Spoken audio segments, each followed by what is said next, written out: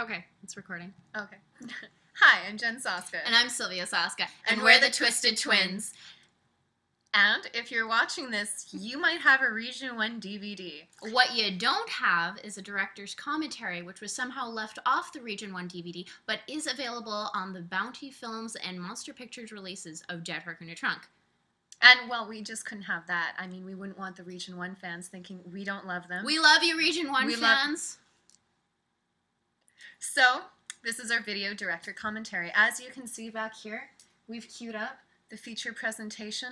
You're not going to have a DVD like this. This was our screener exclusive. We actually don't have any copies of Dead Hook in a Trunk. We bought a bunch, but we gave them away because independent filmmaking. Anyhow, we have a lot of talking and a lot of behind-the-scenes shenanigans, awesomeness to give to you. But before we do that kind of talking, we need to fuel ourselves with energy drinks.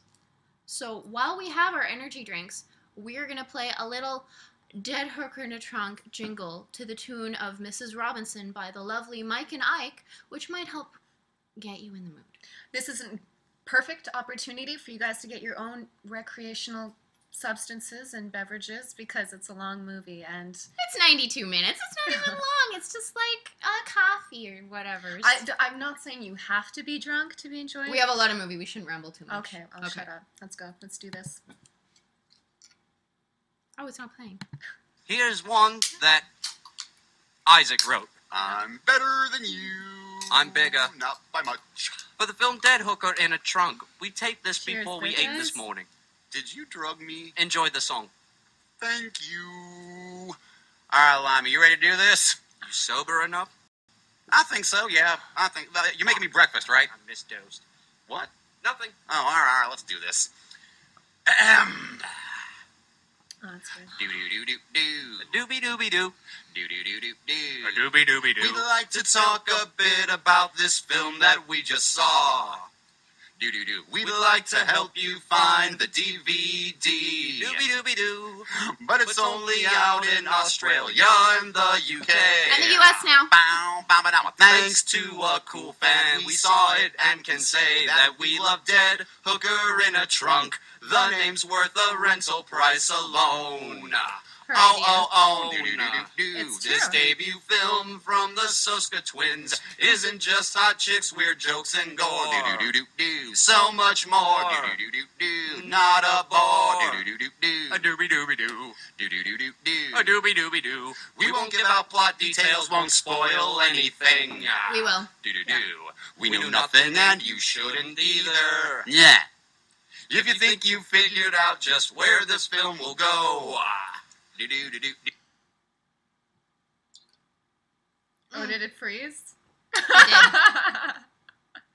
Sorry, that's my internet. Here's one that... Nope. Oh, no, Nope. that we just started again.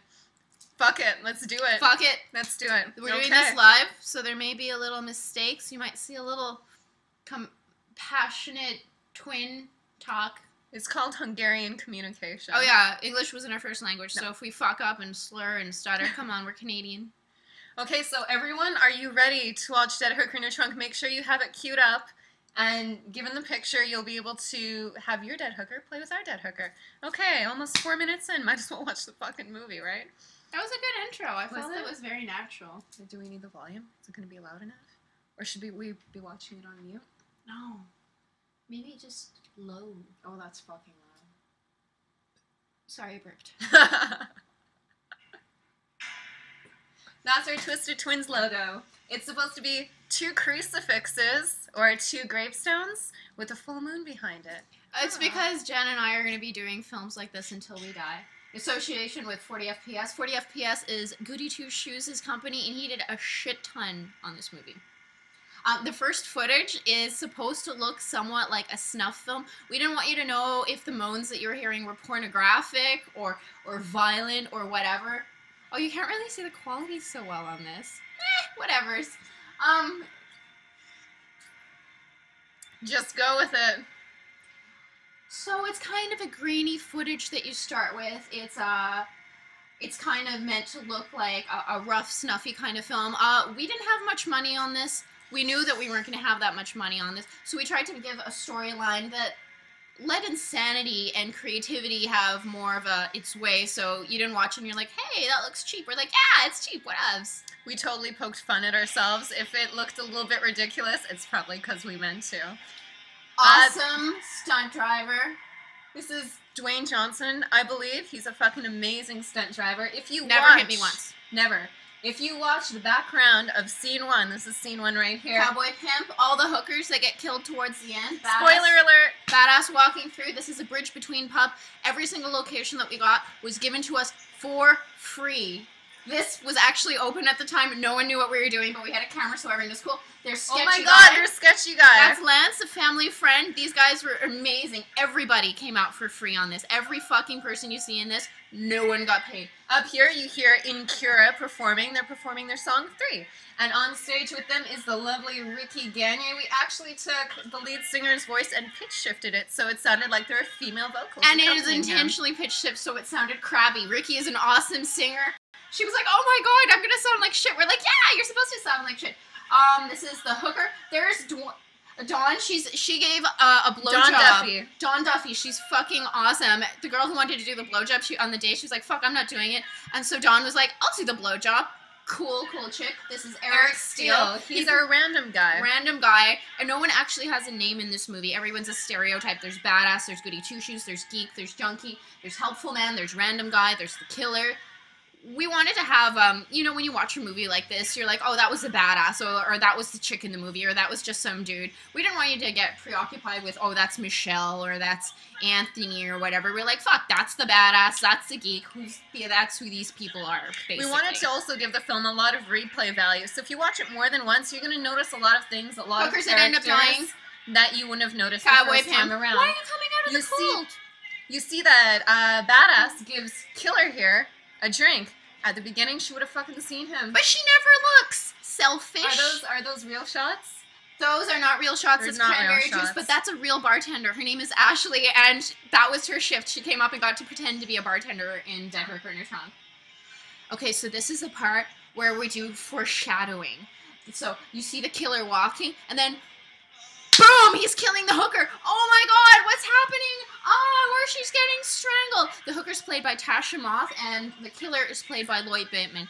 Both of them are incredible stunt actors. We tried to make sure that we had as many stunt actors hired as possible because we wanted everybody to be doing their own stunts, which they did, except for me. But we'll get into that. Sylvie did almost all of her stunts, and we'll point out which ones she didn't do. I don't know how to drive, but I do drive in this movie. Of course she doesn't know how to drive, but she's an excellent driver. I mean, I'd let you drive my classic muscle car too, eh? Oh yeah, of course. And then the lights dim a little bit, and you see her sad smile like, oh no, what's gonna happen to that hooker? Is she gonna be killed? Probably.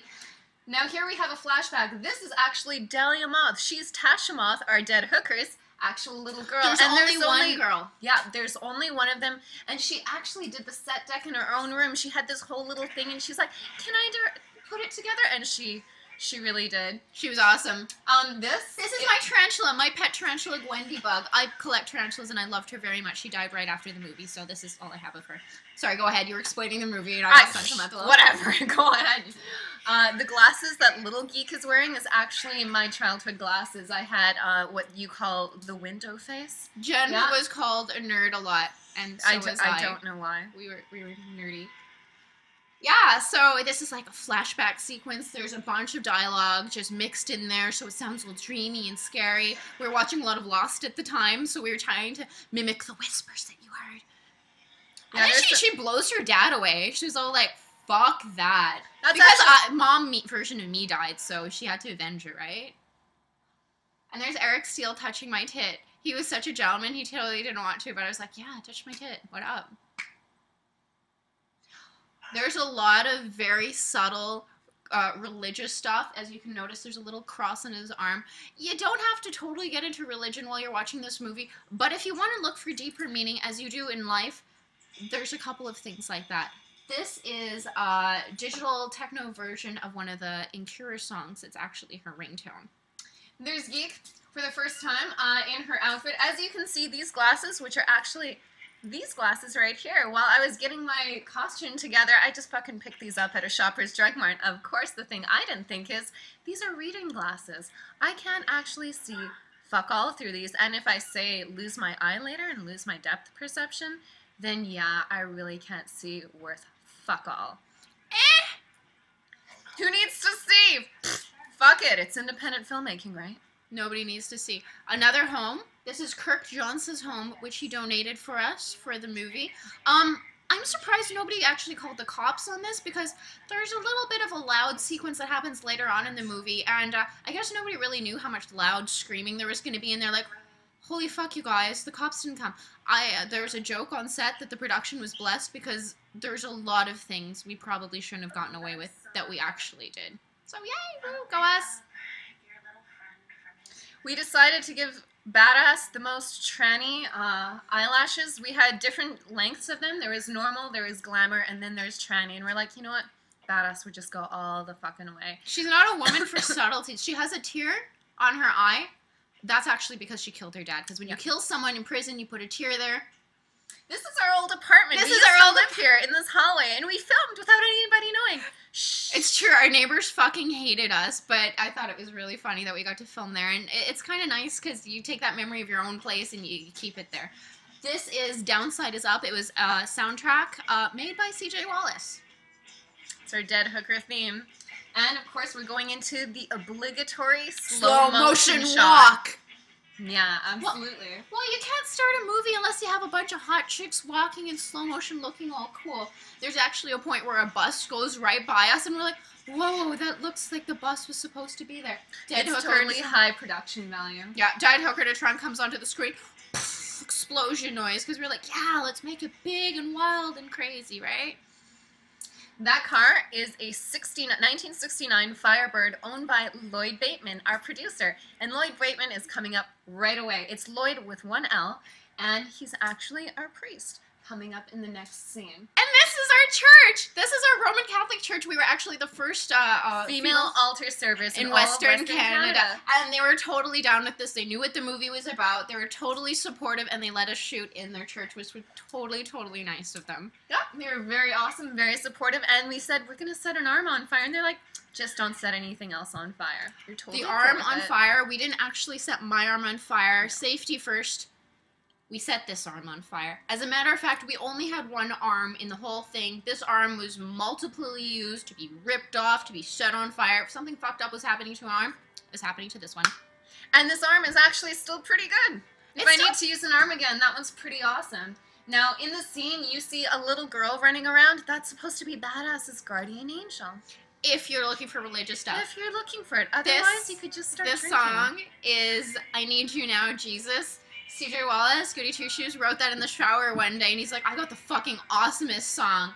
Boom. There's actually a longer introduction for Goody Two Shoes in the first Lord of the Rings Dead Hooker edit that was a bit longer, but it got chopped out because we thought it would just be much more exciting to have him introduced here, where he has his little song.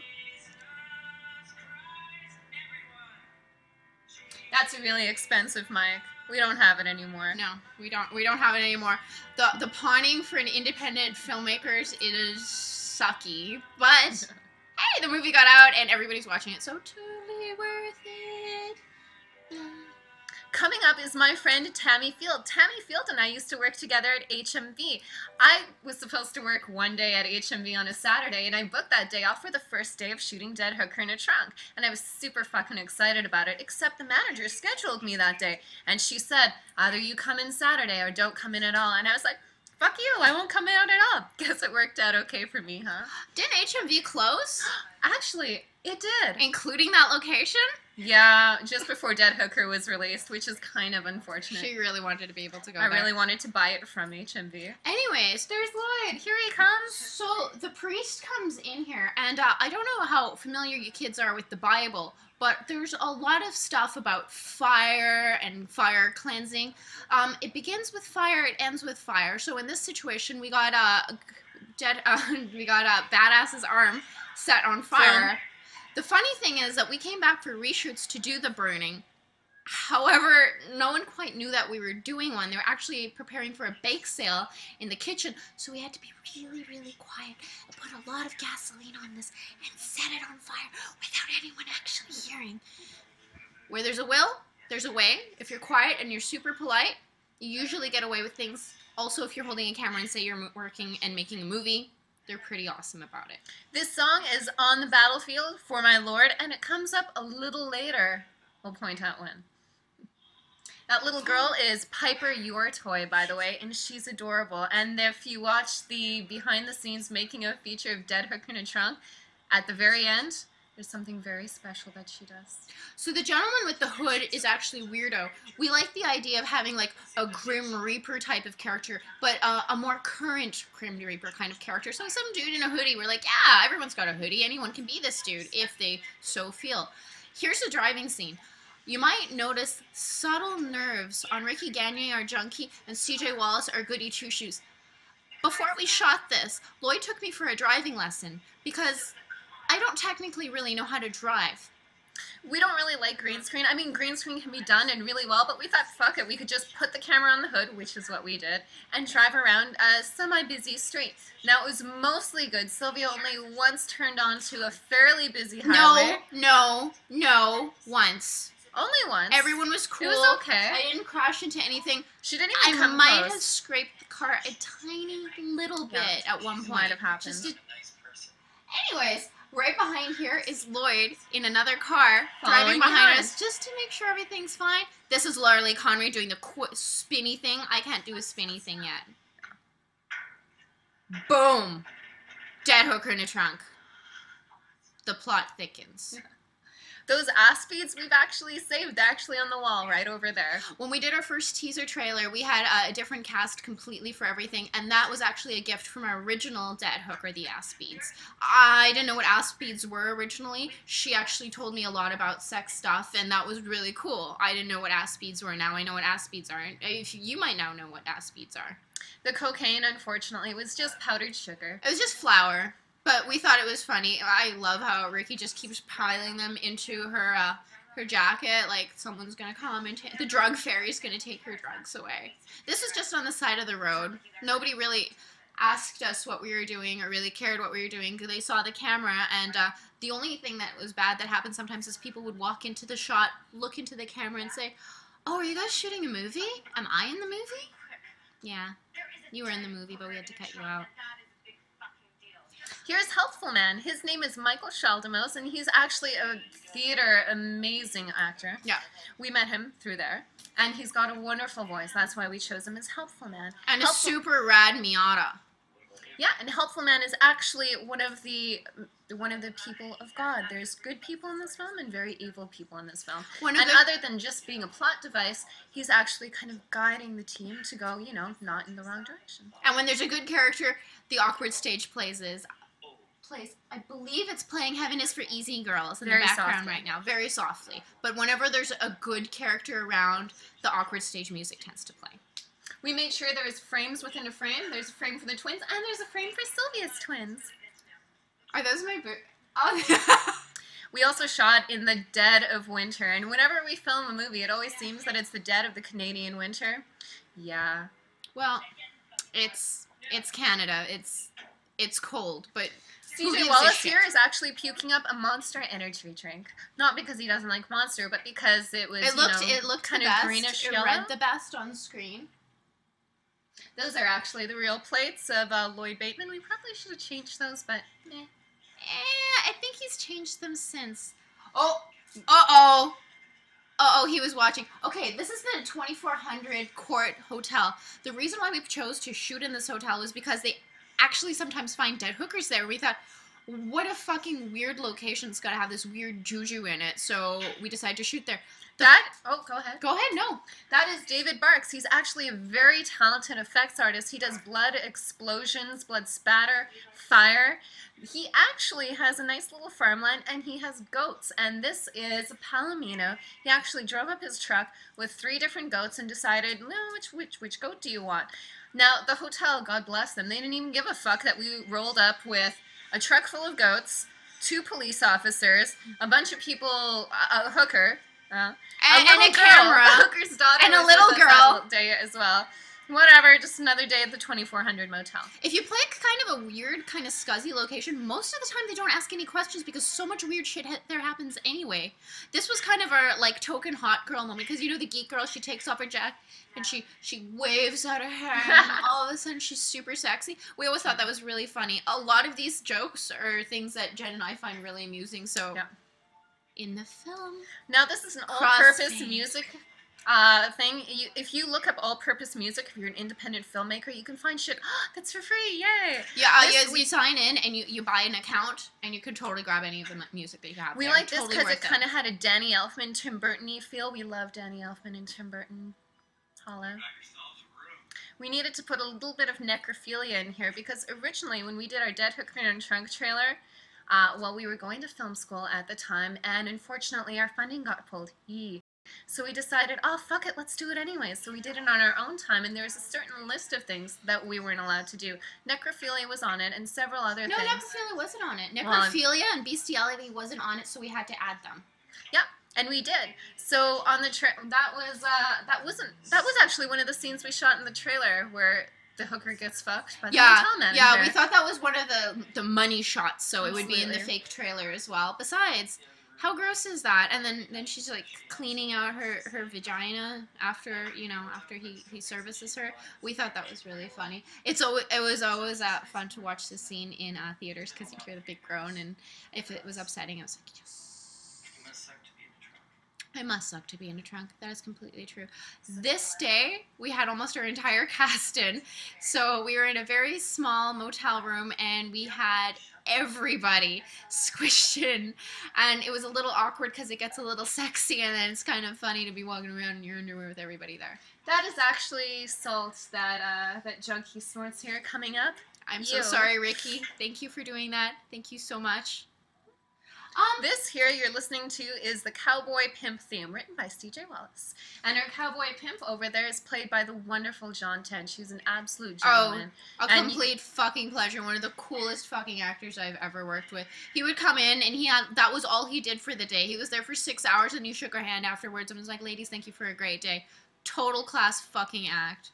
This scene that we're about to shoot here with Goody and Geek, it was towards the end of the night, and I kept dialing when Geek dials the phone, 912. Now, you know when you're kind of tired and the crazies start to set in? It's called corpsing, isn't it? It's called corpsing. Actually, it's a nervous breakdown. And I kept laughing because every time I wrote 912, right? 912. How hilarious is that? Instead of 911, I wrote 912. But it was the funniest fucking thing in the world, let me assure you. If you haven't slept for 14 hours, see, that's a big important thing. When you hire a team and you have no money and it's very independent, make sure you pick the fucking coolest people that you don't mind going a little insane with, because you will go a little insane, and it would really help to have those people in your backyard. Little flashback, there were cops before. Oh, she called the cops on her sister. What a fucking bitch.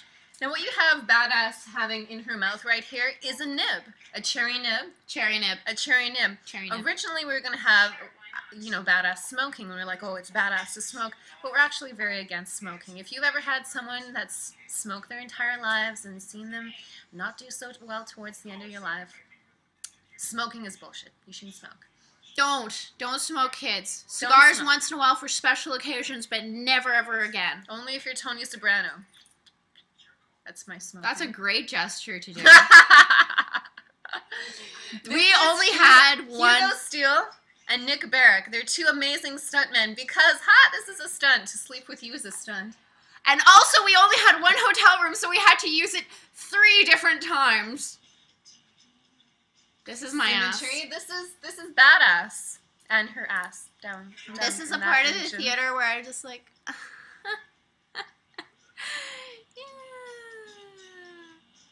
Now, this is also an important scene because you don't realize that Badass is badass yet. She's badass. She hasn't done anything fucked up yet. She's just, kind of cranky. So this is where you find out that Badass is a little like El Mariachi, where nothing can actually hurt Badass. Badass just goes by her balls, and whatever she wants to do, she fucking does it. Jen knew I wouldn't say no to anything, so she just was like, yeah, we'll drag you by a horse, we'll fuck you up, fuck some cops, whatevs. Absolutely. The tank top actually helped a lot if security, a park ranger, etc., came over and asked a question. If cops did come over, I would just be sashayed over, get your coat, push the girls off, go over there. Oh, sorry, we're just doing a film, for school. It's called Dead Hooker to Trunk. Are you the hooker? No, thank you. It's amazing how much you can get away with, not that we got away with anything, but that you can get away with when you say that you're a film student and Paul is your teacher and he said it was totally okay. But this is in Canada. We tried to do some guerrilla filming in LA. Oh yeah, they know their shit. They totally know the laws there, huh? So, she's still wearing her underwear. This is a fucking joke because usually you watch movies like the movies in the 80s and the 90s that we grew up watching. The chicks were like almost always in their underwear and you're like, hey, isn't she still wearing her underwear? How are they fucking if she's in her underwear? Boom, underwear fucking. Pretend fucking. Now I apologize to Ricky. I was not carrying Tasha at all. Barely carried her ever. This is my dad's favorite scene because he's holding onto her boobs while he walks. She's holding onto her boobs while she walks. The manager for this motel is actually standing right adjacent, watching this, not saying fuck all, but really intently watching this. Tasha, total badass. Boom, just fell on the ground. We did this about 3 times. Actually, this is the day that it started to snow. Oh fuck, we didn't have snow before. Yeah, just go with it. Also, in the original script, we had the youth group leader, who was the priest, Lloyd Bateman, on the other line, but we realized no one gives a shit who Goody's talking to. They're just going to be watching the hooker in the background. We wanted to also leave like, oh, who's the killer? I don't know. I mean, some of you clever kids are like, oh, it's totally the priest, but some of you are like, oh, I'm not sure. So we wanted to let you guys be, oh, I'm not sure. We want all the characters to be larger than life as well, kind of like superheroes. We're huge comic fans, and we wanted to give each character kind of like a costume, like Spider-Man. Why did everyone hate Spider-Man when he was in a black costume? Because he wasn't Spider-Man anymore. He was in the red, white, and blue. It was bullshit, right? So, Geek, don't get me started on Spider-Man. Goody, Hooker, and Junkie never changed their clothes. Even the Cowboy Pimp never changes their clothes. None of the characters ever change their clothes because you should be able to, at the end of seeing Dead Hooker in a Trunk, say, badass, tank top, ripped jeans, Junkie, big coat, etc. You might say, oh, look at the camera work. It's kind of shaky. I don't know if you kids have ever watched any Lars von Trier movies, but it's called dogma filmmaking. And it's almost like the camera work is actually a fifth character, if you will. And it's not as much setup shots as you're kind of catching the action in rough ways.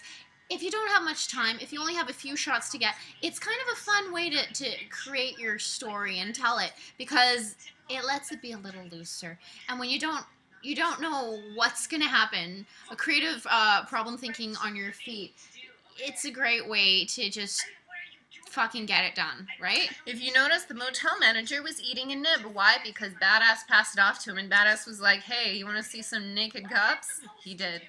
He's totally into fucks cops, fucks goats, whatever. It's like, you guys already paid for the room, whatever. Every time Jen said something was stupid or made me realize how stupid the movie was, so I started getting a little giggly. This is Here to Blame by Kira.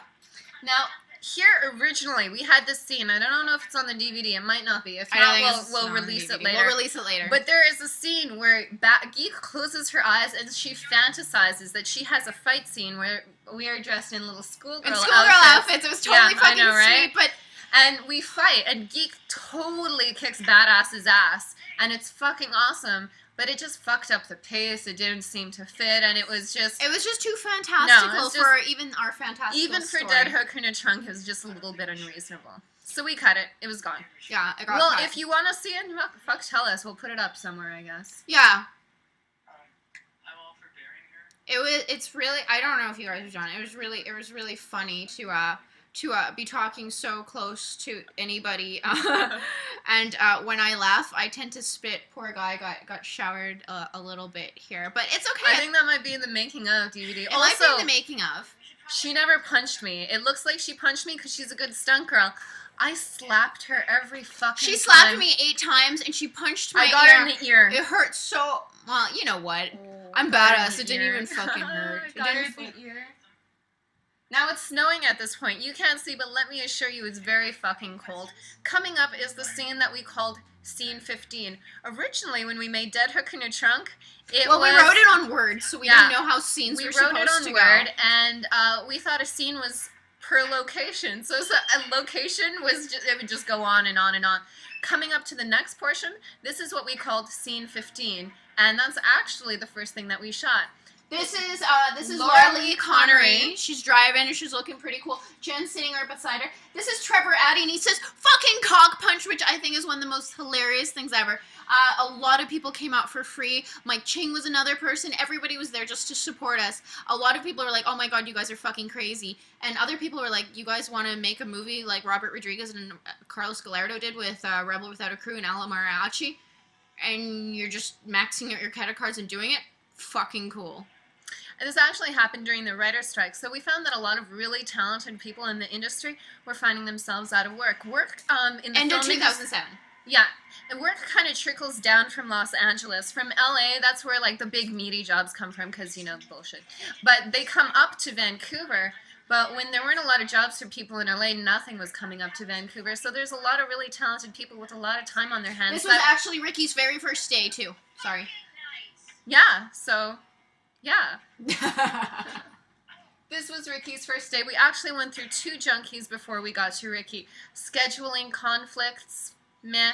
I love Ricky. She's also a super fucking talented stunt girl, too. You never see her actually kick ass because this individual was doing the ass kicking, but she does fucking take a punch like a champ. Yeah, this was the first thing we ever knew anyone saw her do. We did some interviews and stuff like that, and then we saw her do her little walk up. We're like, whoa, she walked out like an actress. This is John G. Goulietz. This is, this set, Sylv, CJ, and I totally set decked ourselves. We spray painted it, and we put all the newspapers and shit up. But what we didn't think to do was open a window. So we were so fucked up by the end of it. We're like, why do I feel so fucking high right now? Because of all the chemicals. Yeah. This right here is the first scene that we shot in the movie. Absolutely first scene. We set deck to every location. We made sure we were the first ones there. We would set deck. We would make sandwiches. We would bring pizza. We would be there for the makeup. We'd pick out everyone's wardrobe. We would bring our own wardrobe. If there was blood spilled anywhere, we would clean it up. We didn't have PAs or whatever the fuck. It was us cleaning it up. So if we spilled blood, which we did a lot of, we would be there cleaning it. Shaving cream, boys and girls, is a wonderful way to get blood out of things. Particularly, it's a great way to get it out of your skin, because blood, if you use the food coloring shit, it tends to dye it red. But if you're asking a lot of people to come out for free, the most important thing to do is work your fucking ass off, because no one is making any fucking money. So you better be doing fucking everything as a thank you for these people and treating them like fucking kings. My grandfather had a saying. He said that if you treat people with kindness and respect, the whole world opens up to you. This movie is living proof of that. These apples, when I was on my way to set, I asked John, hey, do you need anything? Because, you know, you offered to bring something and you never mean to actually bring it. No, it's he just said, a bullshit offer. I need a bag of apples. And I was late for my sea bus, which is our little ferry across, and I was like, seriously? Apples? So I ran in fucking stilettos, grabbed a bag of apples, and, well, cinema history was made. This song is Kevy Mental. Fake Shark, Real Zombie, and it's called Designer Drugs. And I remember him watching this, and he was like, whoa, my song plays over pseudo rape. Cool.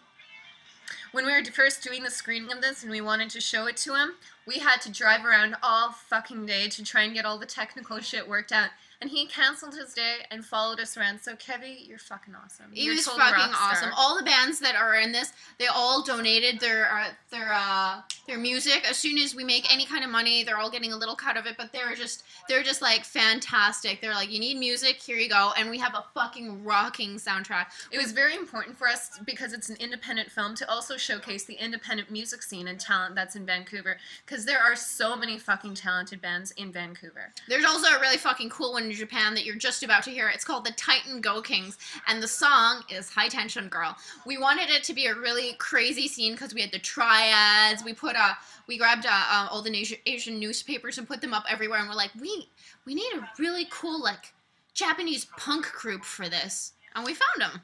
When CJ Wallace here says we're just waiting for blank, he actually says Samus Aran. You guys know who Samus Aran is, right? She's a Metroid chick. Yay! This line was actually made up on the day. The guys were all hanging out in the hallway, and they kept doing the Chinese food, like, stereotypical voice, and I was like, oh, guys, you should do that. They're like, no, that's stupid. I was like, no, it's just stupid enough. We're also total video game nerds. If you notice back in the room, it says there was a hole here. It's gone now. That's a little shout out to Silent Hill, one of our very favorite video Oh my games. god, everything. I like if we really like something or it's really dark, we'll like be like, oh, it's so Silent Hill. That is so Silent Hill. That's the best compliment you can get from us. Boom! He actually kicks him in the chest. We always miss that in the shot. Ha! But he kicks him right in the fucking chest. And he roundhouses. Ricky gets a roundhouse kick, and we were like, whoa. You barely see it, though, but it's really John pretty is fucking an cool. amazing kind of Daniel Day-Lewis style actor where if he needs to be hit, he says, fucking hit me. I respect the hell out of him for it. It was fun to hit you, John. Thank you. No, but these hits were really good. These ones aren't going to his head, but with a little bit of sound design and a little bit of practice. This is actually in Cura's bathroom. They let us shoot in here on the grounds that we clean the fuck out of it afterwards, which we did. That's also in the making of thing. If you see me cleaning their toilet, I don't think if their toilet has ever really gotten clean. She made that thing sparkle. When they flush it, blood definitely still comes out, and I know for a fact when they shower, blood still runs from the walls. Sorry, guys. Sorry, guys. Thank you for letting us use the location. That's a real chainsaw, but there's no blade in it. We just put the sound in. High tension, girl. Boom. We all say, if you don't like the film at this point after this scene, probably leave the theater, because it's just about to get a little bit more fucked up. Maybe not anything for you. But this scene we're extremely proud of. This one was kind of like the fun one to do. We were like, I want to kill a bunch of people. This was kind of like our Scarface-esque thing with the whole chainsaw. We're like, people with chainsaws are cool. People getting fucking eviscerated in bathrooms is cool. I went Stanley Kubrick on Syl. When she comes in and says, hey, ass fuck, she did that 100 times. She was really happy to do it, too. Yeah. If you'll notice, the stunt guy who's come out of the bathroom is a totally different Asian stunt guy. And I was like, we're like, guys, they're going to notice. They're like, no, this happens on shows all the time. They just pick a different one. The organs are actually real pig intestine. Marianne Van Graven, our key makeup artist, and our producer, she comes in and she's like, girls, close your eyes and put out your hands. We close our eyes and we feel something squishy. I was like, oh, it feels like intestine. It was intestine. Pig intestine filled with cream corn. Pig parts are fucking great for prosthetics because they look exactly like human parts for the most part. The skin, the eyes come in blue, green, hazel, all those colors. You can also get them for $1 at your local butcher shop. Remember how I said David Bartz did blood spatter? He's about to blast Sylvie in the face like a Jackson pallet. There are two guys hiding in the shower. One just blasted Raymond in the head. One just blasted me. And then I did the shaky facey thing. Originally, I wanted Raymond's head to go in the toilet, but I understand for cleanliness issues that was not possible. Not really. Like, it was a band house. You know how in a horror movie sometimes there's a gore scene and then you have to just sit there and wait for another gore scene? I fucking hate that. Well, what we wanted it to be is like, oh, they got their gore load. Oh, it's going to be talky now. And we're like, nah, more gore. And what you're about to see that happens with the baseball bat. Actually, when I was in elementary school, there's some kids playing, and they had an aluminum bat, and they actually whacked this kid, and his eye didn't pop out as much as it hung out at the socket, and everyone was like, that doesn't actually happen. It's like, dude, no, it totally happens. It was like the fucking weirdest thing ever. When things scar me, I put it in movies. Boom, show the head. This is my head. This is how we did the effect, see? We actually locked off the shot. It was a trick that we learned from the 10-minute film school in Once Upon a Time in Mexico. Robert Rodriguez showed how if you do a plate shot and lock it off, and then you have a prosthetic and you match it together, you can actually make all sorts of gore things happen, especially for eye gags. Remember how we mentioned pig eyes? That down there is a hazel pig eye. I actually ordered a bunch. Now, because you're not going to know this when you order your pig eyes, ask that they don't freeze your pig eyes, because that makes cataracts go over them. You want fresh pig eyes, and you might think it's fucked up, but they will absolutely get them for you. If you live in Vancouver, North Vancouver, Lonsdale Meat Shops, ask for Sam. He'd love to get you some pig eyes. He's totally super helpful. He's the man. Also, I had a friend who made a movie, and in the film, he had a counselor tell one of his little kids the campers that he was going to skull fuck him. Well, apparently skull fuck is one of the worst things that you can put in a movie. And he told me about this really interesting meeting he had with a bunch of these guys in their business suits sitting around a round table looking for a different phrase other than skull fuck. Oh, what if we do ass rape instead? Or what if he says he's going to do that? And I was like, skull fuck. Skull fuck has a really bad rap. We're like, let's put some skull fucking in Dead Hooker to Trunk. So he opens her eye because he wants to skull fuck her, and this is kind of like a little, we all got fucked up. To match that blood continuity, I took a mouthful of blood and sprayed it in Sylv's face. Now, I didn't realize Not that my face. You bite your lip to make it go Not my... spray out. I actually, right on her tit the first time. Tit. And then I tried it again and went...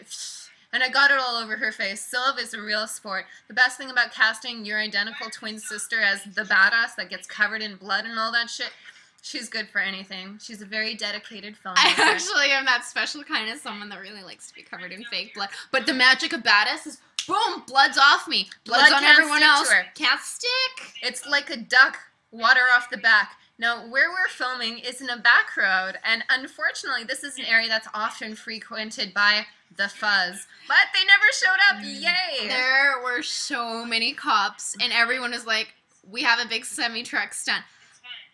Spoiler alert! Absolutely blessed. And we had Jeff Sanka, who is one of the best truck drivers, stunt guys in Vancouver. And he did this really fucking awesome thing where he drove right by it, and then he stopped and went boop, boop, boop, boop, boop. You kind of see in the movie. You kind of don't. Remember how we were saying we don't really like green screen? Well, we couldn't really remove this chick's arm, so we did do a green screen. Yeah. So we had a green screen and a green sleeve for the arm. Again, one arm. Same arm. This is and we one put arm for all purposes. We made the end all juicy. This arm was actually made by Alley Cat Effects, which did the prosthetics on this movie by Alyssa and Katie Suttow. They're fucking phenomenal. And Trevor Gemma came out, and oh fuck, what was Kyle's last name? Skeen. Kyle Skeen. Fucking awesome team. Again, smoking's bad for you. Smoking's bad for you. If you notice smoke, that Junkie goes around doing fucking heroin, doing cocaine, smoking weed, drinking. It's only smoking that's bad. Boom! Now, we have a lot more footage of the arm coming off, but a really important fact for independent filmmakers to know is if it looks like shit, don't put it in your fucking film. Less is more. Less is more. If we showed that for even a frame longer, it would have looked like the bullshit. It did kind of look a little chintzy, but that was kind of the style of the entire film. It was good enough. That gentleman over there was Neil. That was Neil Van Graven, and this got done in one. We're like, how are we going to shoot this? What angles? I was like, I'm just going to fucking run up there. They're going to freak out, and we're going to go all crazy. The background music here again is in Kira, Sweat Runs Cold. Oh no! We were all really panicking because we didn't know if we got this shot, and there's a lot of movement and running around, so it was a little bit of a panic thing. But I think it actually worked really well. We tried to recreate it a couple other times, but without one other time, I think. Yeah, but without the freshness and the oh my god, I'm not really sure what we're doingness of it, it didn't play as well. But it was fun. It was really fun. Yeah. We didn't get any blood in the car also, which was some kind of miracle. When we were filming, we always said we were on a mission from God because we should have been arrested, the weather should have fucked us over. More so than it did. But everything kind of worked out. Now this is Kate's Park. It's a national park. It's also on native land, so some laws do not apply. We didn't get in trouble for that, but it's Kate's Park and it's Stanley Park. We actually got fucked over a few times on this, so we actually shot it in 2 different times. Our cameraman went out of town. Lloyd had to go out of town for a little bit. So our new cameraman stepped in. That cameraman was log. We put the camera on a log. You know how when someone's dead, a smiley face is dead, it's got little X's over the eyes? That's the idea behind Geek having an X over her eye. Again, I didn't realize I wouldn't be able to fucking see, so not only do I have blurry eye, but I have no depth perception. Up here, when I trip, totally did. I ended up tripping through the next part of the movie. Yeah, and the funny thing is that we actually had to reshoot this scene like 3 different times. So we had this really cool prosthetic with all the stitches and everything was done all funky. We only had 2 of those, and those were on the takes that got so fucked up we couldn't use them in the movie. We used some counterpoint music for this because we were like, okay, we're just getting silly now. So let's make it a little sillier. Now this scene is the one that we probably take the most shit about. How come the arm can come off and then Goody Two Shoes sews it up with fishing wire? The fishing wire and the fishing kit was actually from our grandfather, who took us fishing all the time. Why can she fucking use her arm again? Well, it's because Goody is the hand of God. And also, honestly, guys, come on, it's called Dead Hook in a Trunk. Nothing makes sense here, but it's funny because we get a lot of shit about arm stuff, and I don't know, maybe it's my Achilles heel. Maybe I like to press medical ability or disbelief on arm amputations and whatnot. But we had a little piece that you could actually sew into, so that was actually kind of fun to do. And bless Ricky's heart, she was so good at pretending to be like really heavily damaged. If you want to also play a fun game of how many weeks or months this shooting is apart, look at Geek's ponytail, because Geek's ponytail has all sorts of fucking lumps all over the place. I could point it out to you, but I went, oops, first trip of the film.